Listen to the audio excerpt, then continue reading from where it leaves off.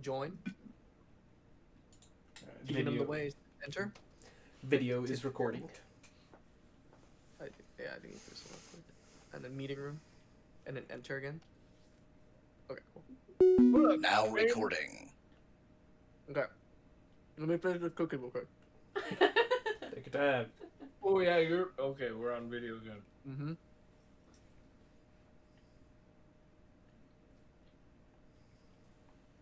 Totally off topic.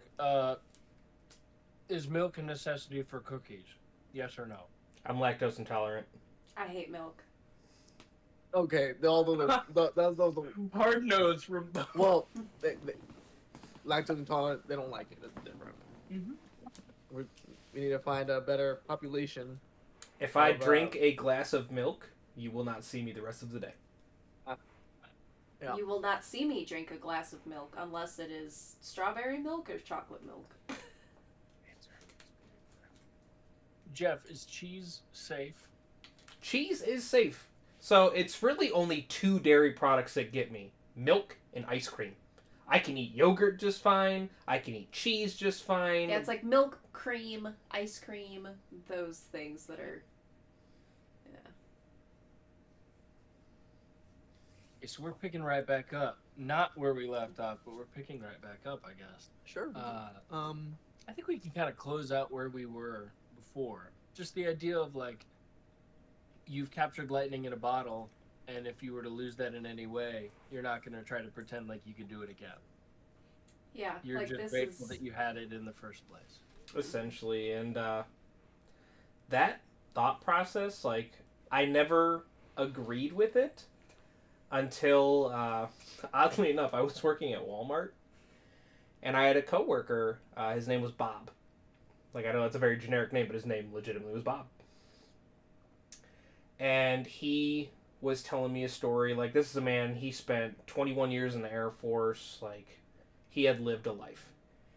And he was telling me a story, like, he had gotten married when he was, younger, and he was with her for a very long time, and he lost her to cancer. Yeah. And he was like, I married the first time out of love, but that I never made that connection again. He's like, I've been married 3 times now. The first one was for love, second one was for necessity, and the third one was out of loneliness. He's like, but nothing ever compared to the first one. And then, like, once we got married, I was like, okay, Bob, I understand. I get it now. Yeah. Wow. Yeah, and What? this kind of pops up a memory in my head where you view it as like a soulmate thing where I am your soulmate, no one's going to fill that place. And I remember that Jeff and I were playing a card game with another couple, 2 of our friends, and it was one of those questions on the card, like, do you believe in soulmates? And you have, like, the cards of yes or no. He says yes, I say no. And it's not that... I mean, I don't think that there is some fate that there's only one person in the world for you. I think that, there are multiple people that could be a good match, just as, like, he doesn't meet 100% of my needs and is not the perfect person. He's just that right person for me. And just as people need multiple friends to meet multiple needs, you're not going to have one friend that's going to check all the boxes. So I do think that there are multiple people out there in the world that you can be compatible with. And, like, there could be another person that, okay, I'd be compatible, but it's not going to touch this connection that I've built with him, which is why I would not entertain marriage again, even if I don't believe, like, oh, he's my soulmate and this was fate. Just, yeah. It's just never going to be touched. I believe it was fate, because there was many choices that I could have made in my life that would have led me down a different path, and I would have never met her. Same. Yeah, I'm more on the case of like there's like a I don't know. Okay, this is a debate about the fate and soulmates are two different kind of subjects. Okay. But I do believe in like fate, like things happen for a reason. Everything needed to happen the way it was, or right timing, perfect timing, all that. So I'm with Jeff on that. Um, and then I'm also with Cass on like soulmates, right? The star-crossed lovers. There's only one person. I'm not too. I don't know how I feel about that. I don't think because the problem is it's baseless, right? There's no. It's just a feeling. You just kind of. It's more of a subjective like. There's just so many people in the world. It's kind of like saying like aliens don't exist. It's like, but there's so many planets and galaxies and universes. You know, there's Good comparison. Aliens. aliens. So the whole point of this podcast is aliens are real. Okay, guys. That's true. Like, believing in soulmates isn't right or wrong. Soulmates is Right. just a theory that cannot be proven. So, it's really just up to interpretation. Right. I am always curious when it comes to people who say, "Oh yeah, I believe in soulmates." I feel like that's still a very big umbrella under which a lot of different people fall. Because some people are like, "I believe in a soulmate insofar as I have, like Vince said, I've made the choices that I've made. And every single one of those led me to meet Cass and find my way into this love, into this marriage. Great. And if it's there that you recognize that there's something sort of external that you say, I recognize that those choices that I made and her choices that she made led us together, and I'm grateful that that circumstance occurred. Full stop. That's one thing. But I know people who are like, this is my soulmate. This is the only person that I'll ever be with, no matter what, because that's the end. But it's not based on the relationship or on love. It's based on this weird notion of fate, of like, no, they're it, so I'm like, this is my person and I have no other person, versus it being a choice of like, no, I get to choose this person. I'm just lucky enough to have found them, and they're lucky enough to have found me. Well, I'm on the page of like, yes, I was lucky to have found her, and I chose her to be that person.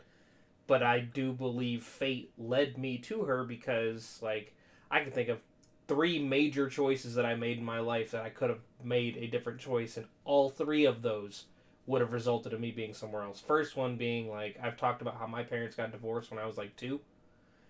When I turned 14 and was entering high school, that was my parents' divorce agreement where we got to pick who we lived with. It was no longer mom won custody.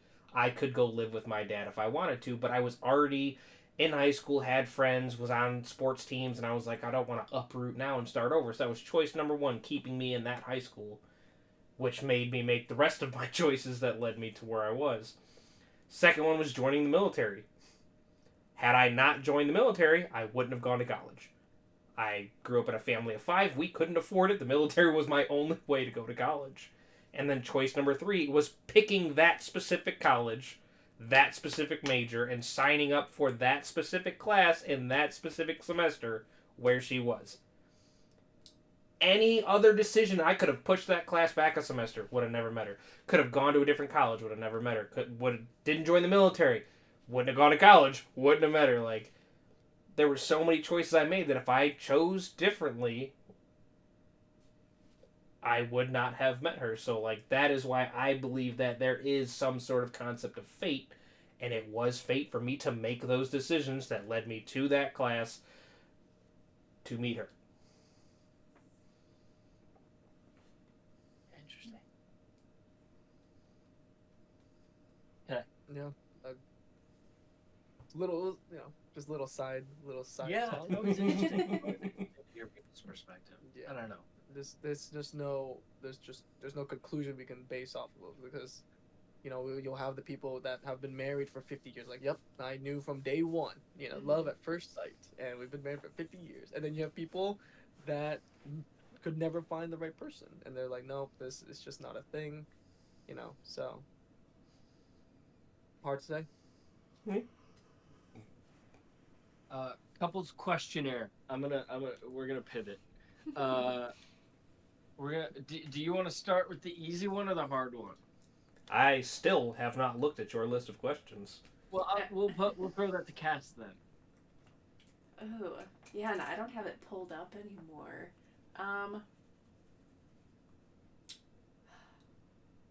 I don't want to do hard right out the gate, so let's ease into it. Yeah, start in the shallow end of the pool. I like it. Yeah. Cass for Jeff, and then Jeff for Cass, one at a time. What would you say is the other's best trait? So, one thing that I really, really love about Jeff is he is that glue friend.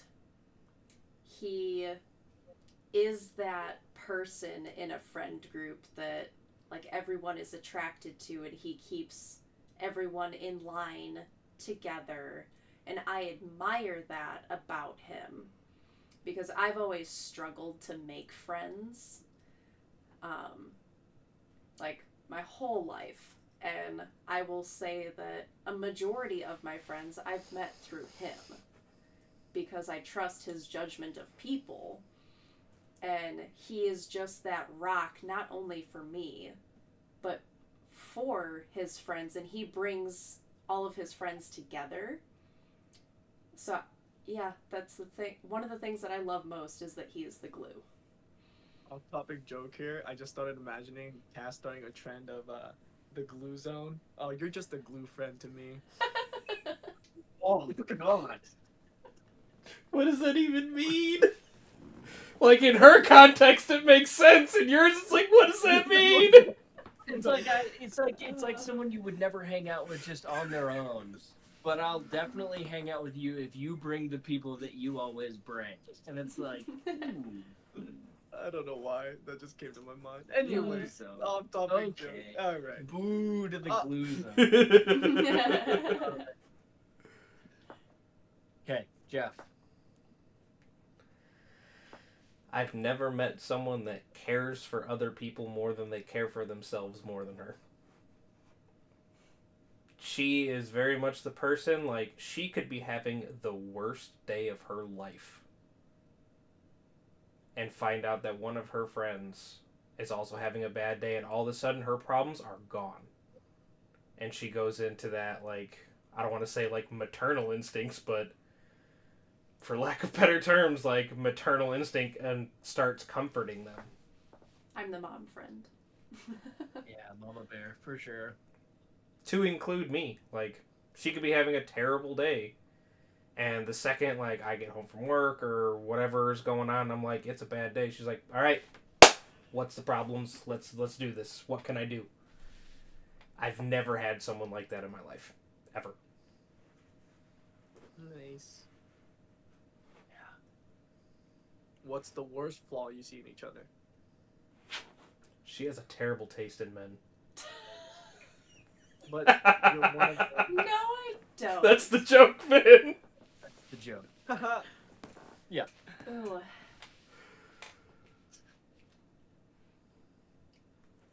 Do you want to go first with this one, or do you want me to go first again? Oh, that wasn't your actual flaw. No. Oh yeah, no, we can trade. Cass, you went first last time, so I feel like it's only fair that Jeff goes first this time, right? Okay. She's stubborn. Oh, interesting. That was She pretty is quick too. so stubborn. Like, she is a dog with a bone with certain situations where she just will not let it go or change her mind in any way. I'm like, all right, like, something's got to break here. I can accept that.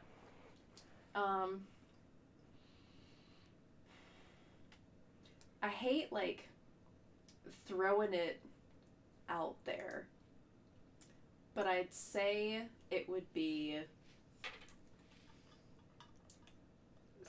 a sprinkle of laziness thrown in there with lack of initiation.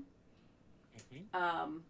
Especially when it comes to household tasks, where he's not the type of man that views it as, the woman takes care of everything with the household. Like, we are very modern, it's 2024, we both work full time, we are both responsible for this home. But I am definitely the one that initiates tasks, where if I see dishes in the sink, I get them done. If I see that there is a spill on the counter, I wipe it up.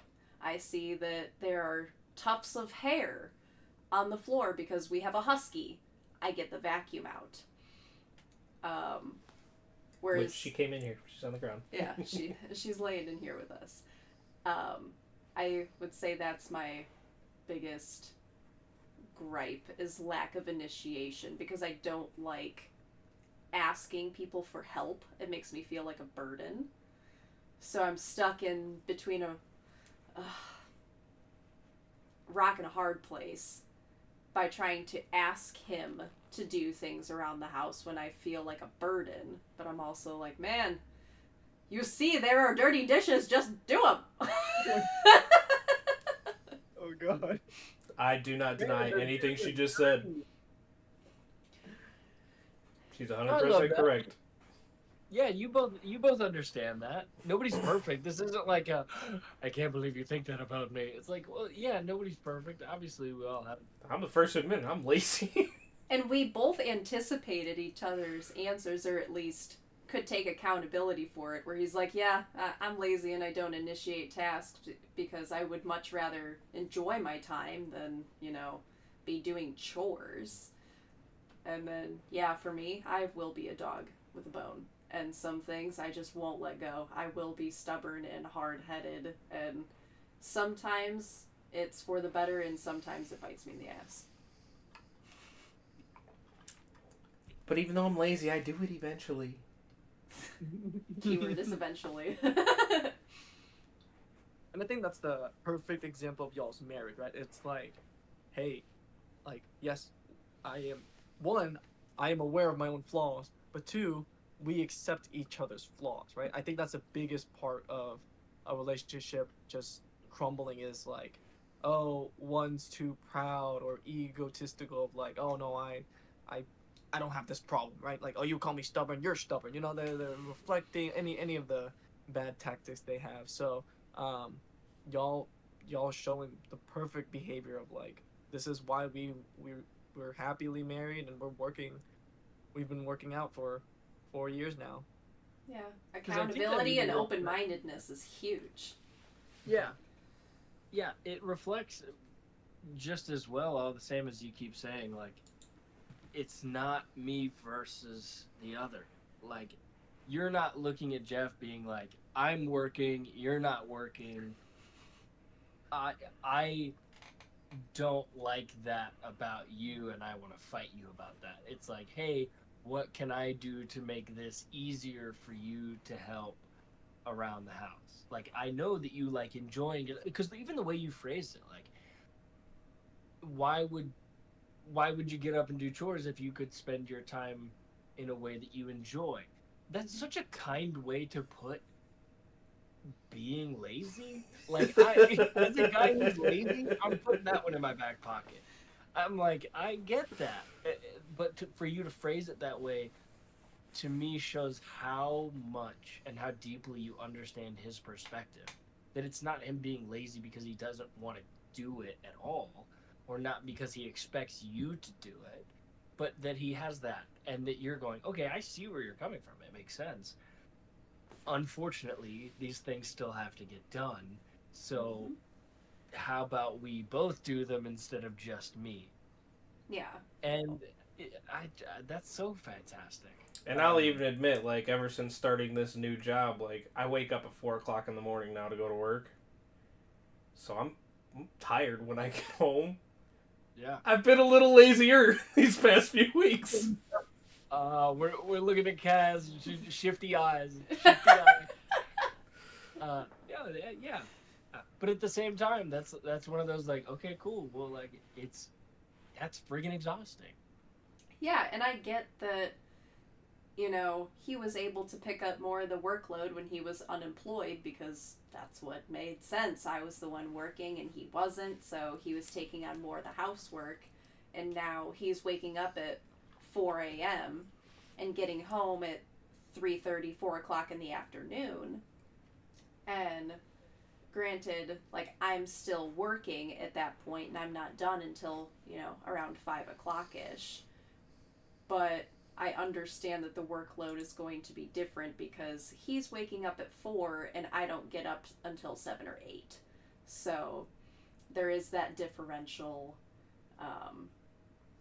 But yeah, it's all like, people say it all the time, but communication is key, and compromise, where I just had to get comfortable with, saying I'm too tired or too overwhelmed to do this, or accept that, maybe this task won't get done today and we can both do it tomorrow. So. I think that this is probably the healthiest couple that we could find.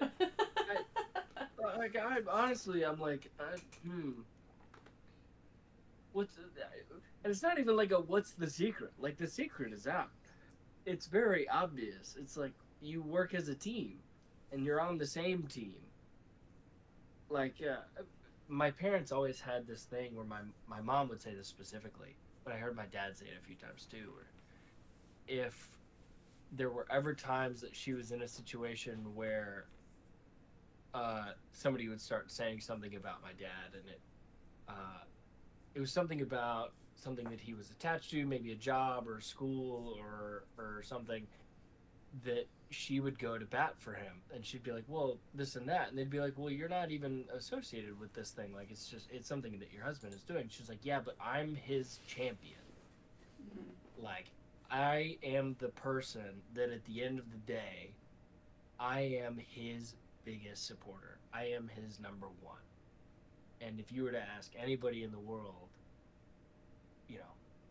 who is Bill Berry, that she's going to be the champion of that every time, of everything that he does right and everything that he does to support people. And he has said the same about my mom, but like, same team, right? That is something that I thankfully have not had to say yet ever in an argument in the relationship that I'm in, but I've had to say that in former relationships, where at a certain point it was getting so heated, and I was like, hey, like, same team. Mm-hmm. Like, we're not on opposite teams. Yeah. This is like friendly fire. Like, stop. Yeah. It takes time to get to that point, though, because even as you've heard tonight, in the beginning, we were butting heads, but yeah, that we learned major to not. blow up that we had within that first was year and and some change. Yeah, that big argument was so large that it caused neighbors to call the cops because of the yelling. Wow. Like, there was no physical altercation, but it got so heated that someone felt that, there should be someone involved. And that's where it was like, whoa, okay, we need to step back and reevaluate and, talk about our communication, because something like that can never happen again. Good. Yeah, that's awesome. That's so awesome. Cass, how did your parents react about you marrying Jeff? I can answer that. I was going to say, I think he'll have a better response to that than I would. Okay. I asked them for permission. Right. How did that go? To say I wasn't shitting my pants going into it would be an understatement. Because for a little context, her parents are both retired cops. Wow. I don't need to worry about getting my ass beat. I gotta worry about a bullet in my forehead, because they're not gonna miss. on top of that, like, Don's been on the show. Don's a big dude. He's 6 foot tall, like, freaking solid. And Stacy's not one to bat an eye at either. She'll beat your ass. No, she was chief of police in her department, so she's not a woman to be messed with. So I was terrified, but, like, I had already purchased the ring. I actually sold my car to buy the ring. And, like, I showed them the ring, was like, you know, I want to marry your daughter, and I would really like your guys' blessing. And, I can't remember if it was her or him that said it, but, one of them had asked, and if we say no? I said that I won't. I was Really? I was like, I'm not going to without your permission. And both of them were like, we would love to have you in the family.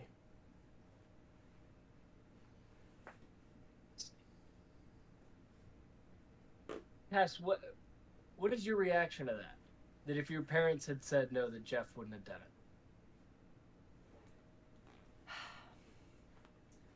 See, this is the first time I'm hearing that portion of the whole asking permission part. And yeah, I'm kind of torn because part of me is like, okay, that's very expected of him. He's a traditional man and has a lot of those traditional values, especially when it comes to marriage and wanting, you know, fathers/parents' blessing. And I think that's admirable that their opinion, he values that so highly that he wouldn't follow through on something they didn't approve of. But then the other part of me is like, wow, you're going to let them stand in your way of having this? But there would have just been another attempt. Yeah, where I know Okay. that Had they truly said no, I would have asked why. And, you know, if it was something that I could fix or change, I would have absolutely done so. But after they said, you know, it'd be, you know, we'd love to have you in the family, they both just looked at me and said, just keep her safe, make her happy. and my mom said something along the lines of like, I'm passing the baton to you. And then 3 years later, I asked her for a refund. She said absolutely not. So. Yeah, non-refundable. Sorry. Mm-hmm. No takebacks. That's so interesting. Like, I wouldn't have given up. Like, I don't want you to think I would have given up. I would have done what needed to be done to sway their decision, but I would have honored their choice. I'm curious, and this is probably tangential and doesn't matter. If they had said something really kind of ridiculous, let's say they were just really nonsensical people and they were like, honestly, you're great. We just can't have her marry a guy named Jeff. Like, that just, like, no. Sorry. You don't have our blood. I'd probably have to ask for some sort of compromise, and changing my name would not be a compromise because I am Jeff Jr., and I am named after an amazing human being, and I would not change my name. So here's where the rubber hits the road, Jeff Jr. If changing your name is off the table, but marrying her without the parents' blessing is also off the table, what happens? Kidnapping. Oh. I feel like you'd let it be my choice, where you might still follow through even if they gave an absolutely asinine reason as to no. Hypothetically, because I was 22 at the time, they could have said, you know, we just think she's too young and needs more life experience before getting married. And that could have been valid. And, you know, Jeff may have disagreed and thinks like, no, I think I know her a little better than you do now that she's left the nest and I think she's ready for this. Like, maybe he could have come to me, you know, with the ring, knowing that, like, maybe we don't have their blessing, but I'm going to let it be your decision. And I don't know if I would have accepted without my parents' blessing, because their opinion I value very, very highly, but I didn't anticipate them telling him no.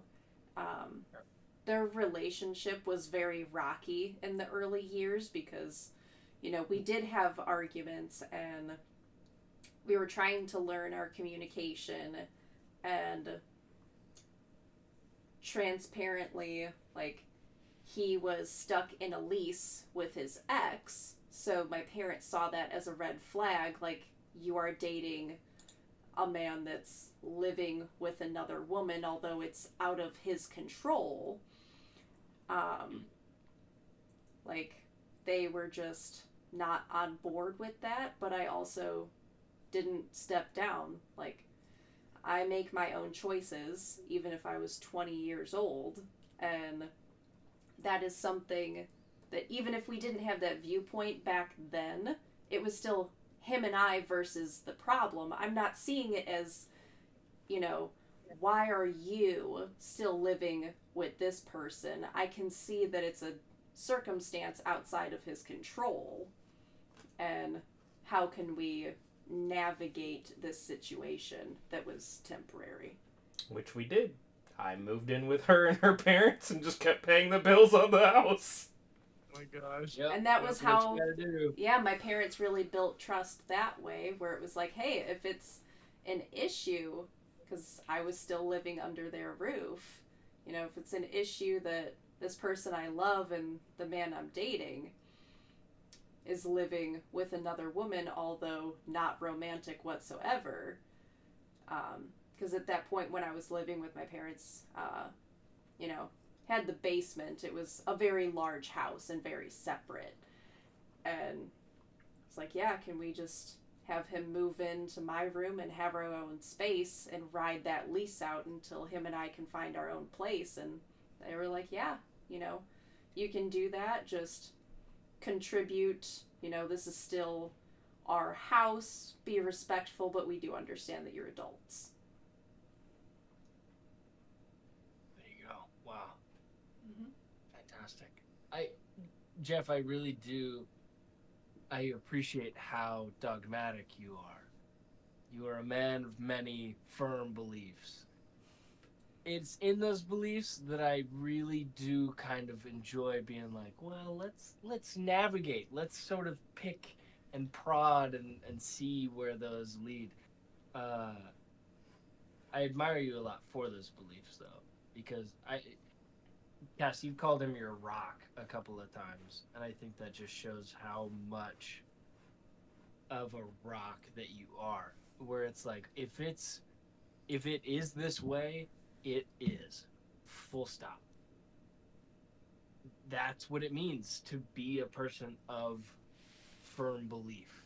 And that when those things never waver, that's the kind of person that you look at and you're like, well, yeah, when he says he loves me, like, there is no doubt at all. When he says these things, there's no doubt. He'll make a vow, and that's a vow that's going to last a lifetime. Mm-hmm. Oh, I made the vow before we even said our vows. I designed the engagement ring. Yeah. So that was my commitment to it. Like, I personally picked the design, had it made with the stones that she wanted.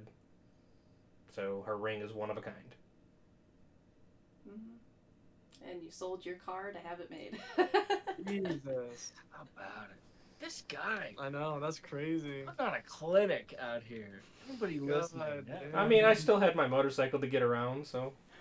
I know, but selling your freaking car to do it, that's a I mean, very common. as far as the relationship goes, I mean, we could probably skip some of the rockier parts of the past regarding the blackouts and the anything goes, but a lot of what you're like.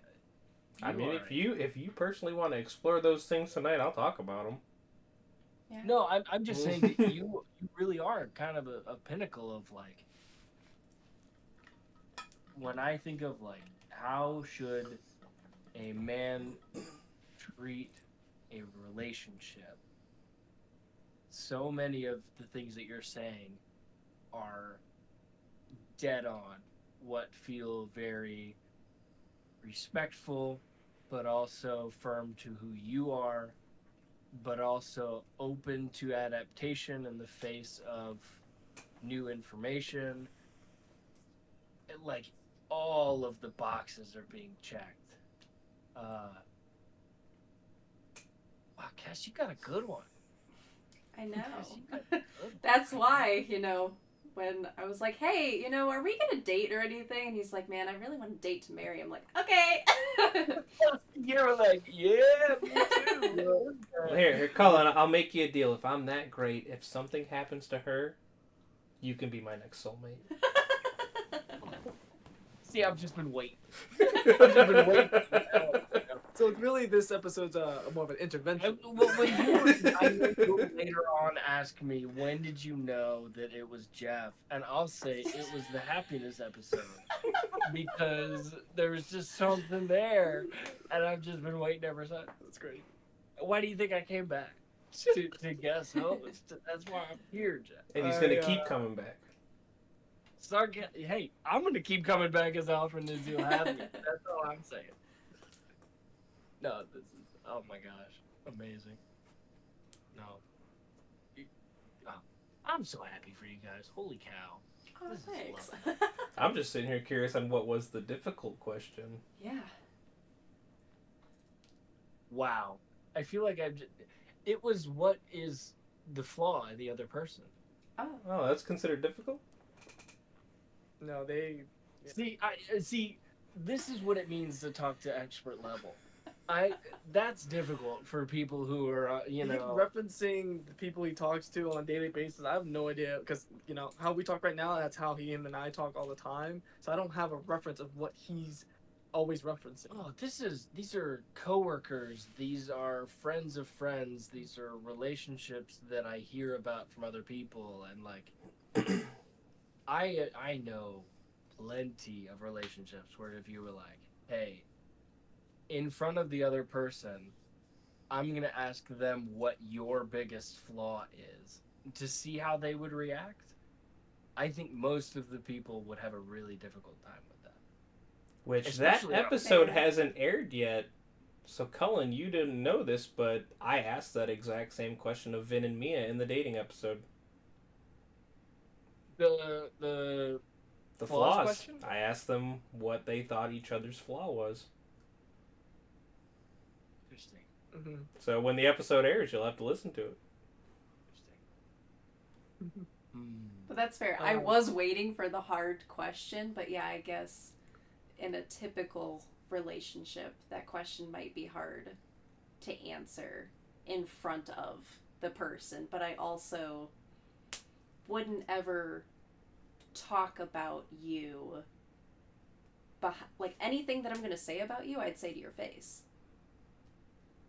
And I mean, also not only in front of you, but on a podcast that's going to be published and recorded and It's true. to the world, right? Like this is the hardest version of that conversation, and I think anybody who hasn't reached that level of like, I'm not outing you, me versus you. I'm outing you because you're not perfect, and there are things that you have that aren't perfect. Mm-hmm. Like, unless you're at that level, anybody below that becomes a very hard conversation very fast. Very true. So that's because a lot of people can't take the accountability.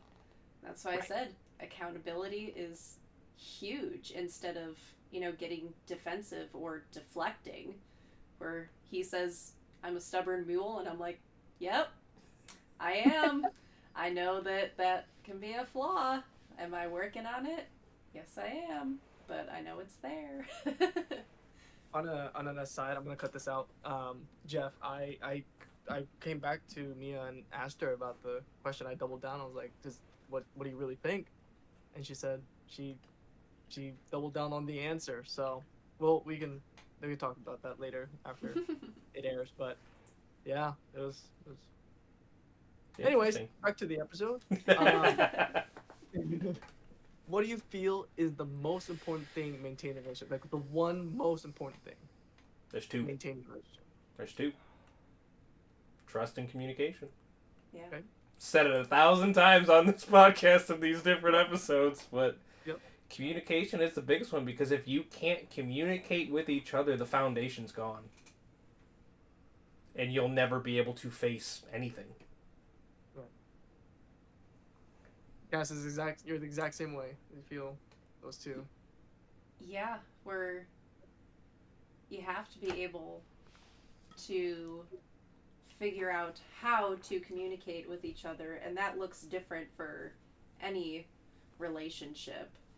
And being able to take that accountability and kind of call each other out for the positives and the negatives, like keep each other in check.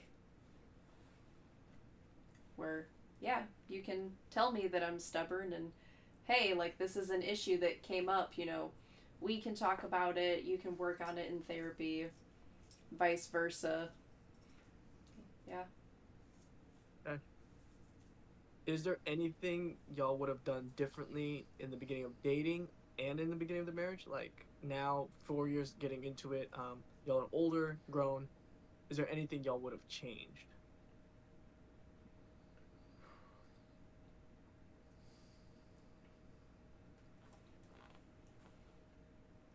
I would have made the first move. You would have changed that? Really? Okay.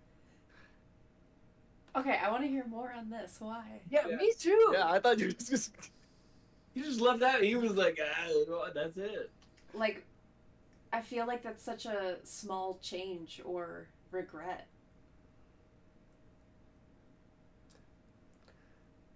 It is kind of a regret, because even then, I felt like I should have made the first move, and I didn't. I chickened out. I have a question. Would you say that that's related to a fairly traditional idea of dating and relationships? Probably. Okay. Just like, as the man, the idea of I'm the one that makes the first move.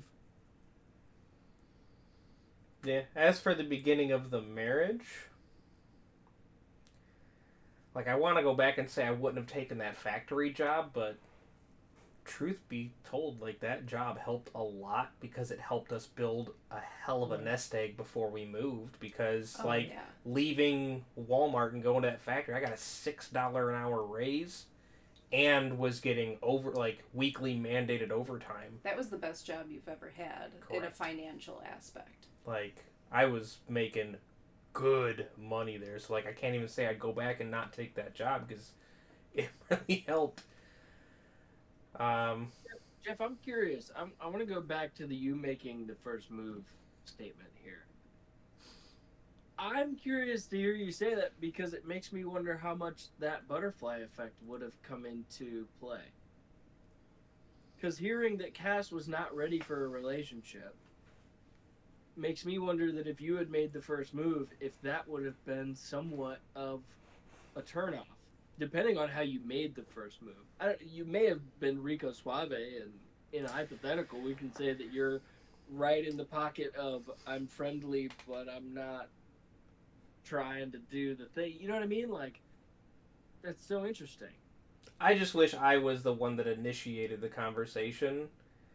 Like, I don't want to say that guys that don't make the first move are weak, but, like, I felt like a bitch in that situation, because I wanted to say something to her, but couldn't find the freaking guts to open my mouth and just introduce myself. Yeah. And I was, like, intimidated.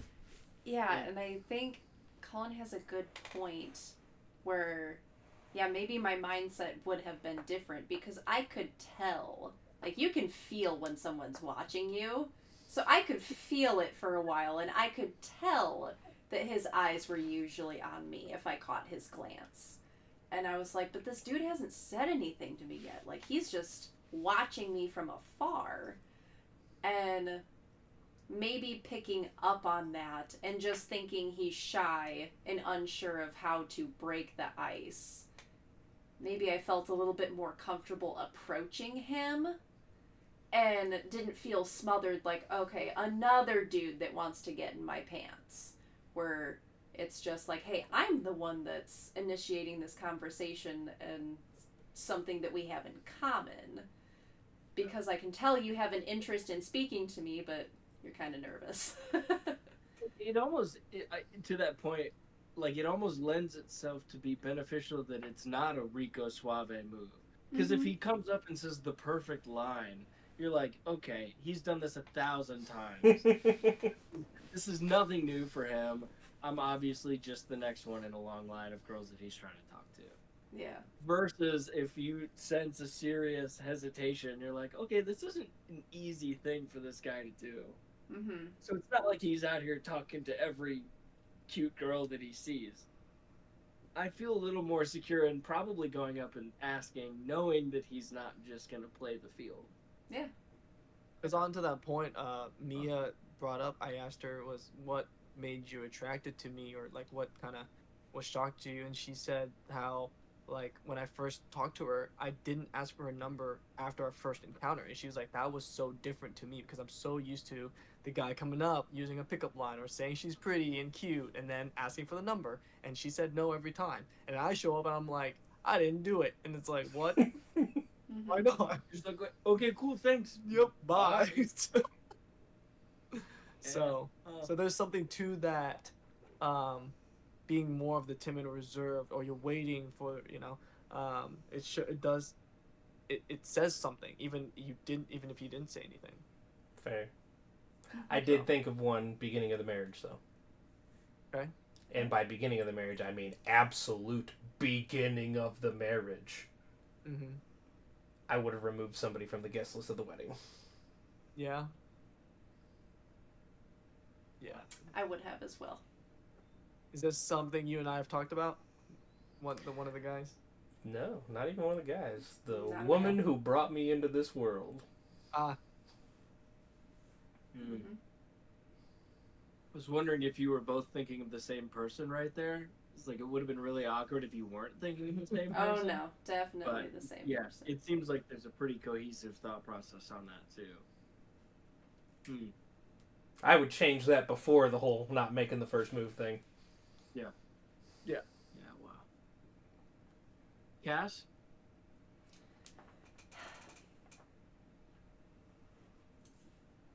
And like regrets in dating. Man. I mean, you could take the easy, safe answer and say, prevent the big blow up. I mean, yes. But I don't know, because I feel like that was a catalyst in us figuring out how to communicate with each other, so I wouldn't necessarily change what happened. Because I was gonna add to that was, that's what I've been telling Mia is like, she catastrophizes, and it's like, don't think of the negative as the negative itself. Think of like the positive that can come out of it, or like when we get over it, you'll find out the reason why it happened in the first place, right? So Yeah, and I would say that in the early stages of dating, of regret, but not something that was really within our control, is, we're living together for the first time outside of my parents' house, and we have roommates, and it's not just us. So we are learning how to live with each other, but also with other friends. And that threw in a whole other variable in how to communicate, because we're not just communicating with each other, but now it's like, okay, now we're communicating about the issues that we have with other people living within the home. So I wish that we would have just been able to live by ourselves, though can't change that. Although I regret not being able to take that route. And then, yeah, with our wedding, I would hate to say that I'd change anything about that day, because it's definitely one of the very happiest days of my life. But it wasn't the perfect day. There were hiccups. and there is a common denominator in multiple hiccups. So I think we can agree that if we were to change that guest list and remove a person, the day may have been more enjoyable or less drama. But yeah, otherwise, like, no regrets. Or big regrets. Cool. Did that have any lasting effects? Oh yeah. To this day. To this day. That's what I was missing. I was like, this is one person on the day of. How bad could it be? And it's like, okay, bad. I'm not gonna air that story on here, but when That's fine. when we wrap up tonight, if you would like to hear the story, I will tell you. Yeah, we may.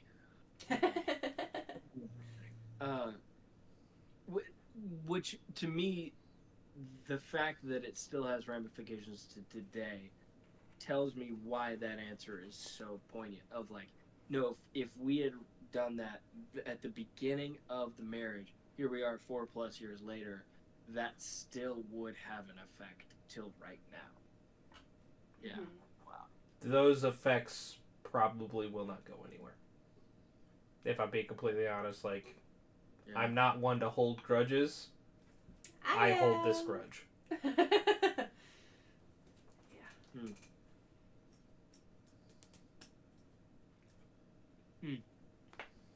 What was the most shocking thing of getting married? Define shocking. Like, Surprising, you didn't expect it, you guys didn't prepare for it, or all the fucking paperwork. yeah.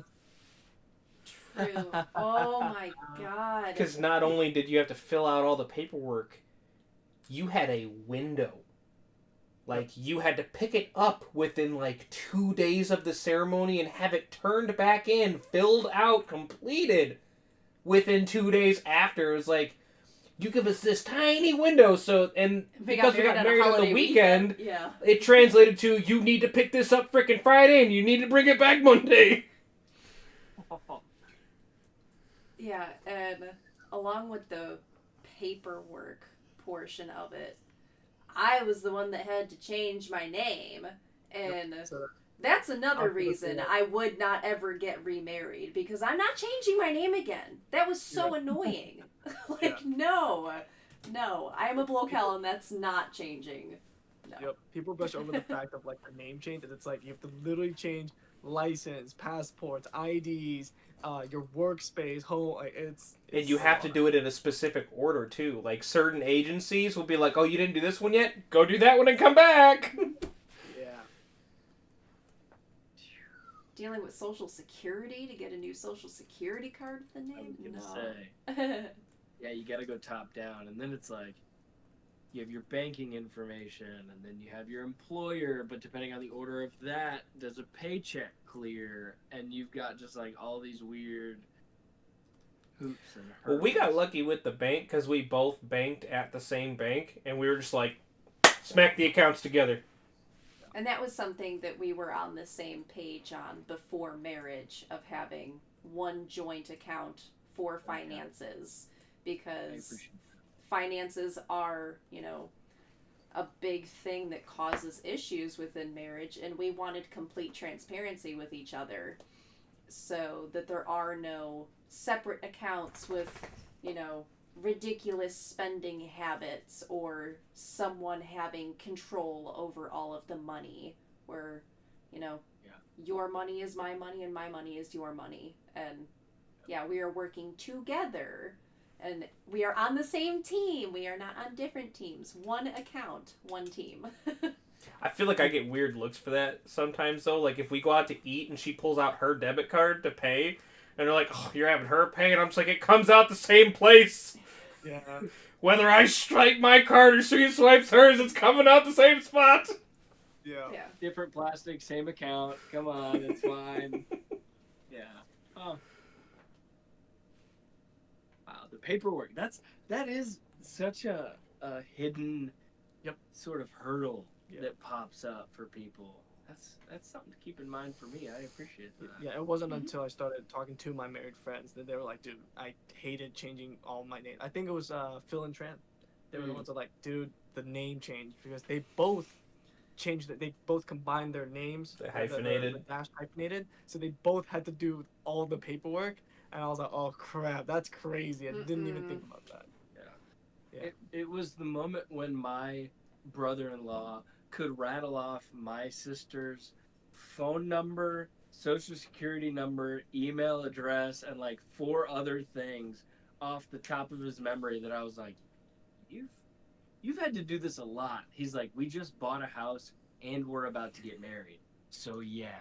He's like, I've done this a lot. He's like, I know all of her information by heart now. It's like, well, honestly, that's probably for the better because you need to know all that information. Like, And I still have to ask her what her phone number is from time to time. no. It's alright, I've got No. all the info up in my I don't noggin. remember. No. You don't know Mia's number? It's saved in my phone, so very rarely do I have to be like, oh, it's this. Yeah. Cass, do you know his number? I do. I know was hers almost now. gonna start like blurting it, and then I was like, "Oh no, this is public knowledge." Don't dox Okay, me. I want to ask Mia real quick if she knows my number. Okay. 8675309. Doesn't know it either. Yeah. Yeah, we both don't know each other's numbers. Okay. So it's fine. It's fine. You'll learn. No, I have to know his number because I hate phone calls. I hate them. So if we have anything that's like the pest people, HVAC, any sort of professional like document, you have to give a phone number. Oh no, I'm putting his down because I will not answer that call. The benefit of an introvert's marriage is you're just like, yeah, none of it ever comes back to me. Yeah, he is the extrovert. I am the introvert. Whereas I answer, I'm like, who's this? I have an appointment for what today? Something tells me I'm gonna end up being that in my relationship as well. It's just like, yeah, you just put down my number for pretty much all of it. I think we'll figure it out. It'll be okay. Yeah. Mm-hmm. Okay, this next question, I want to, Jeff, I want you to answer first, and then I want to see Cass's answer. What makes Cass happy in the marriage?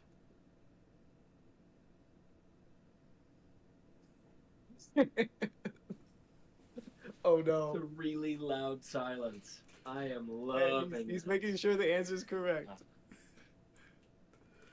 In regards to what? Oh, like just being happy in general, like fulfilled. Yeah, satisfying the relationship. Alright, I'm going to give you a materialistic and a non-materialistic answer. Okay. Materialistic, just because it's the things she loves, books and squishmallows. I like that smile. That's the right answer. That's a big old check mark. Okay. But I on literally the... am sitting with 3 squishmallows on my chair right now. I rest my case. But on the actual relationship side, the fact that I actually listen to what she says about anything and everything. Like, she can have a day at work and, I've seen in other relationships, like, with both that are working, like, they'll get home and they're like, I don't want to hear whatever it is you have to say. Whereas, like, she'll be like, so here's what happened at work today. And I'm like, let's go. What we got? And I'll sit there and I will listen to her. And Or, what do we like- call that time? Hmm? And what do we call that time? Man, this is like the couple's dictionary thing. It's info dump time. When you get home from work and we have info dump, like, all right, you tell me about your day, I'll tell you about mine. But also, like, not using just work as the example, like, if she's struggling with something, I'm the first person to be like, all right, let's hear it. And we've kind of gotten away from it recently, but there was a point where, like, we had heard it on something, the whole comforter solutions. We were pretty pretty big on that for a while. So like I would ask like, all right, are you venting or am I fixing? She very much needs to be heard and listened to, and I think the fact that I do that is one of the things that makes her the happiest. Okay, Cass. Yeah, you're very right. Where, I mean, maybe contrary to me yapping tonight, I'm not a big talker, but he does listen to the things that I say, and especially with him, yeah, I'm a yapper, and I will, he has never touched Akatar, but he can tell you about the characters and the plot and the storyline just because he will sit there and listen where I'm like, man, I just finished this chapter and I have to spill the tea? Like, oh my god! Where it's like, a lot of people could not care less about that, where it's like, oh my god, it's your book, you're reading it. Like, if I wanted to read it, I'd read it myself. But no, he's happy to listen. Funny thing about that is the other night, to throw her for a loop, I used a pickup line that one of the characters says out of nowhere, and she was like, what? So it just goes to show he pays attention when I'm talking, and it's not just, he doesn't just hear me, he's listening. So he's That's right hot there. on so many levels. That's ridiculous. Yeah, it was great. Jeff's out here playing chess while everybody else is playing Tetris. That is magnificent. Wow. Well, I mean, like, not to give a cliche answer, when you're with someone for 7 years, you learn about them, you learn what makes them tick, and when you get an opportunity to slide one of those in there, you're just like, hey, and they're like, whoa, whoa, hey. Hey. Yeah. Nice. Wow. That's lovely. So I guess it's my turn for things that make you happy. I know that you really like your own time to do your own things. You value our quality time together, but you're also very much like, I need my me time. And even though I'm that fucking Velcro wife that, like, I'd spend every minute with you if I could. What's Velcro wife? What is that? I'm stuck to him. Like, I would be. Oh, yeah. Got it. As soon as he gets home, it's like, wham! Okay. Yeah. It's just any room, anywhere. Oh, yes. I'm definitely the Velcro wife, but I know it makes him happy to have his solo time, even as much as it aches me. I know it makes him happy to have a balance and compromise, and it's also good for my own growth to learn to be comfortable by myself. And I know that his love language is definitely physical touch, and so I know that that makes him very happy. He wants to feel very validated in a way of, I am giving kisses and hugs without him initiating all of them, where I'm initiating that physical touch, or even when it comes to sex in the marriage, where it's not him initiating all the time, where, hey, yes, the wife should be initiating as well, and it's that ego boost for him that it's like, hey, like, she wants me. I know that makes him happy. Dude, Jeff, if you just want to hold hands, just ask. It's fine. Vin, we're gonna walk in holding hands tomorrow. You're gonna skip through the hallway. And then All of the managers are gonna be like, what in the... I get fired. We both get fired. It's physical touch. It's physical touch. No. Jeff, thoughts on that response here? She's not wrong. Like, physical touch is definitely my love language. And that's not even, like, just saying in terms of, like, sex and things like that. Like, laying in bed, and she'll start like, giving me like back scratches like that. It's the greatest thing ever. But with the whole like me time thing, she absolutely respects it. We had to make a compromise because like we both felt like we weren't getting the time we needed together that we needed alone. So we came up with the compromise of like, we have our days where we do things together, but Mondays and Fridays after work, that is our me time. Where like Monday night is where I get to just solo game, play whatever I want. Like I have my time from when I get home from work to when I go to bed. And then Friday night, like I play Dungeons and Dragons with a group of my friends. So that's like my other me time. Even though it's not fully me time, like I don't want to ask for another day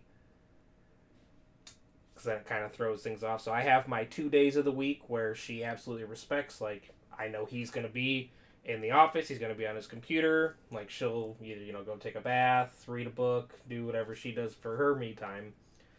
But that was something that was important to me because like sometimes you just need that time to be by yourself and decompress and just do something that you want to do.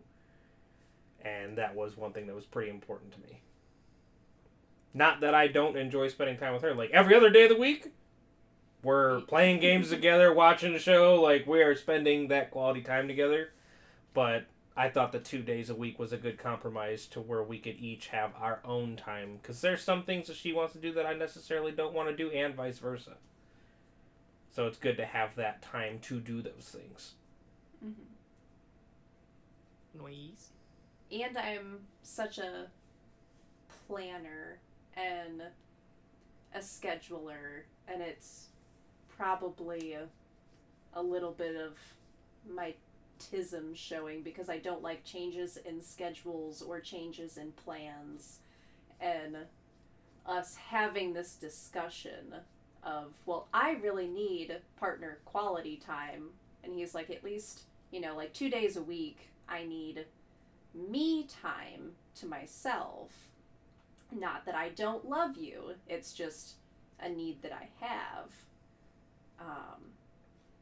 It was, instead of it being up in the air, he was like, okay, I will have my Mondays and Fridays. You pick what we do Tuesdays and Thursdays, and then Wednesdays are kind of the crapshoot on where we try to fit in appointments, recording the podcast. But during the week, we each, have 2 days where we kind of decide what we want to do. And it's even gotten to the point where some Tuesdays and Thursdays I might be like, if you want to go play your game, like go play Pokemon while I go read a book, because I'm getting more comfortable with being alone. But yeah, there are also a lot of times where we are sitting here in our office next to each other gaming or watching a show, and we really had to find that balance so that both of our needs were met.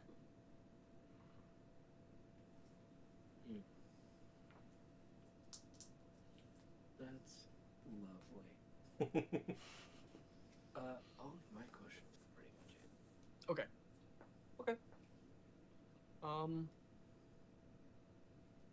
That was pretty much everything. I may ask the first one that was listed there. Before, yeah, I feel like we talked about this. Yeah. Before y'all met, talking about mental health, Jeff, I feel like we have a fairly clear understanding of what your mental health journey looked like generally before getting married, as far as being in the military, coming back, working through a lot of difficult mental challenges and mental illness with that, and then obviously getting into a very healthy place now with that. Cass, what was your mental health like before you were in this relationship?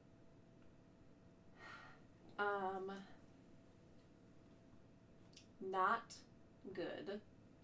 I will say that. Like I said, I was that troubled teenager in counseling. I won't say that I was trouble. I was angel.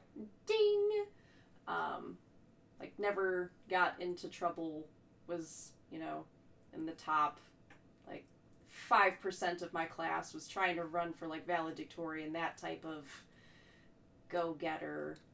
But due to struggling with friendships and things like that in my teen years, yeah, my mental health struggled. And then going through some traumatic events before meeting Jeff. When I was younger, like, struggled with self-harm, so he kind of knew that I came with some mental baggage that we both did. And I wouldn't say that I am better or worse than I was 7 years ago when we started dating. It's just been very different on my mental health journey. Whereas when I was younger, my problems looked different than they do now. Whereas, you know, when I'm younger, yeah, it was more of the, I'm struggling to make friends, or I'm worried about this grade in a class, and, you know, a lot of things that may seem minute now, whereas my struggles might be more family, career-based. You know, my biggest thing in therapy for the past couple months has been setting boundaries with people, and that's really hard for me. But even through this roller coaster of ups and downs throughout the years, again, he has been my rock to just be there when it's, you know, good and when it's really bad. Yeah. Minus one time. I just remembered another regret. Okay. There was one time I abandoned her in her time of need. Because my brain took me in a different route of what needed to be done than what needed to be done. And I know this is going to sound minuscule to most people, but Cass has a very big heart, and she gets very attached. We had a pet die. And when we discovered that he had passed, she dropped to the ground, and my brain went from, instead of comforting her, get it out from in front of her so she's not looking at it. So there was one time that I did abandon her temporarily. But you thought you were doing the best for her. Does that make sense? So Yeah. I don't think it's bad. Like, but like, it was like, it all happened so fast because that was right after we got married. Her parents were living with us. Yeah. And all they hear from our bedroom is her start, like, screaming, crying, and me running out the fucking bedroom door. Oh. Yeah. But, like, it's not like they went into, like, fight mode. They were like, what happened? I was like, Stark died. And I'm, like, carrying the container. So they, like, quickly ran past me and went in there to her. Like, I just got him into the living room and then walked back, like, to comfort her. But, like, looking back at it, I'm like, I probably should have just left the container where it was and comforted her at that time. That wasn't you the came grief back. situation I thought you were going to bring up. No? No, when you were going along the lines of grieving and comforting and the death of a pet, that was not the pet that came to mind. And this was... We were literally dating for a month. So, beyond fresh in the relationship. But I had a gecko that I had for 14 years.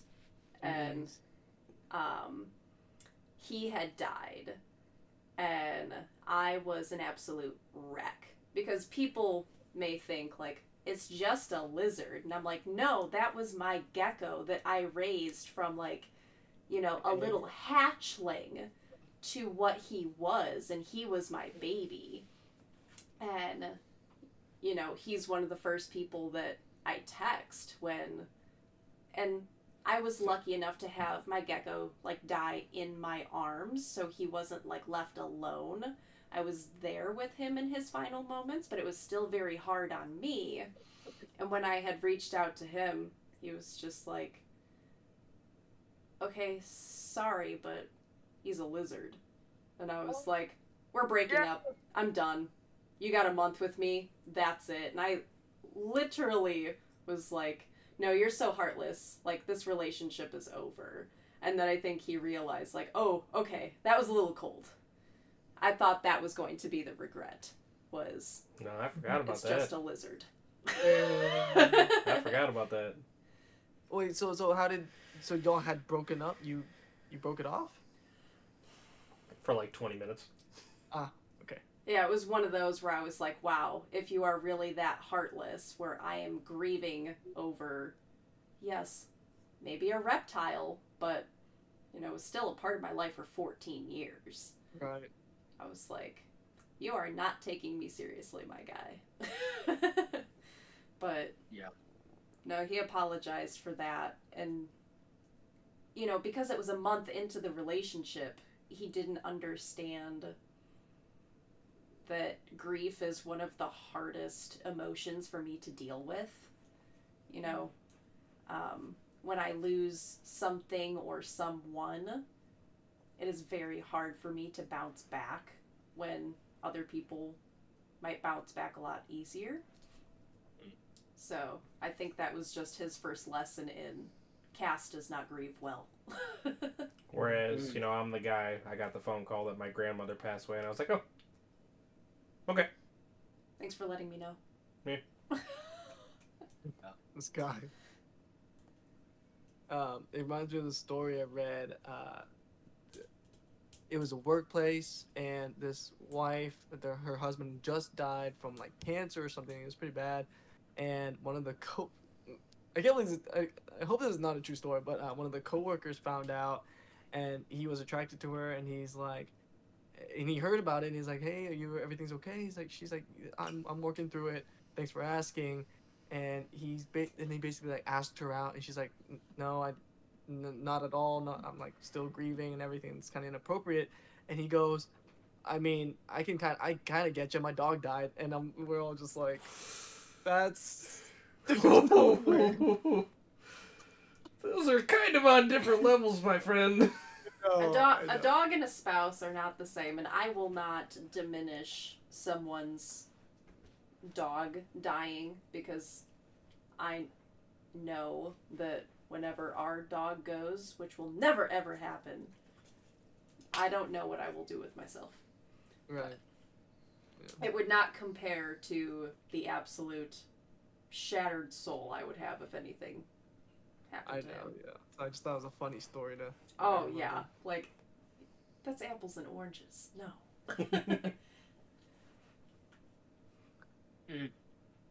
Yep.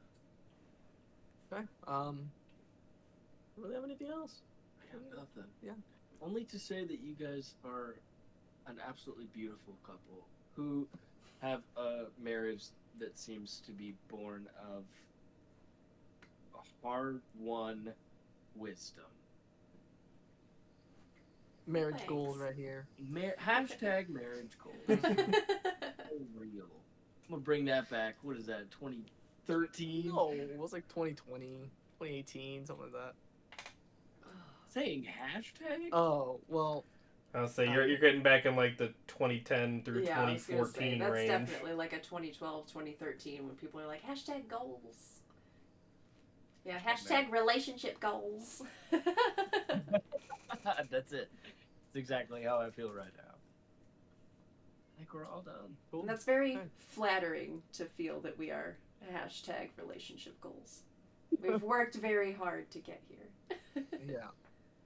It shows. But the work don't stop. That's right. That's it. You guys will look back long from now and be like, wow, they thought we were marriage goals. And that was it. Look at us now.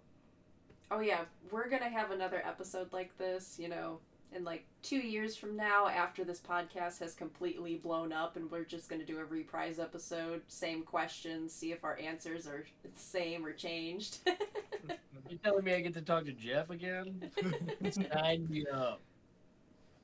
Hey, I'm always open for what you call it, like the back deck talks, deck talks. Oh, Party deck.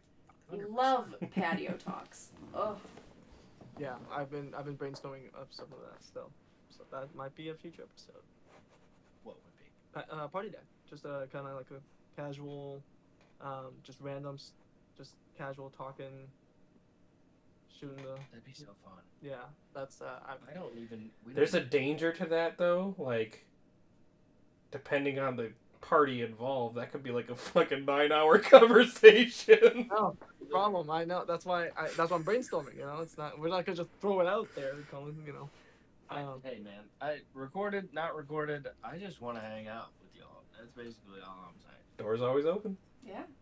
Because one is reading A Court of Thorns and Roses, and the other one has a D&D shirt on, and they're both marriage goals. So like, we're in. All right. So this was in our connections chapter was marriage part 2.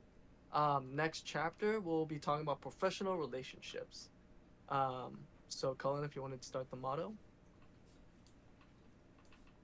Oh, I have to read the Jeff part. You do have to read the Jeff part. You're the host today, not me. Don't forget, our Discord server is the Brothers Bonfire. If you're wanting a community, a band of brothers that are going through similar experiences as you, then come join our journey and take a seat before the bonfire. Our Discord link is in the About section. All are welcome. Along with uploading every Wednesdays, we're also streaming the podcast on Sundays when we are able to. So just come hang out with us after the podcast. The stream is a safe space for anyone to just chill, hang, and chat about anything. Take care, guys, and thank you, Cass, for being our marriage guest. Yeah, thanks for having me. Yay! And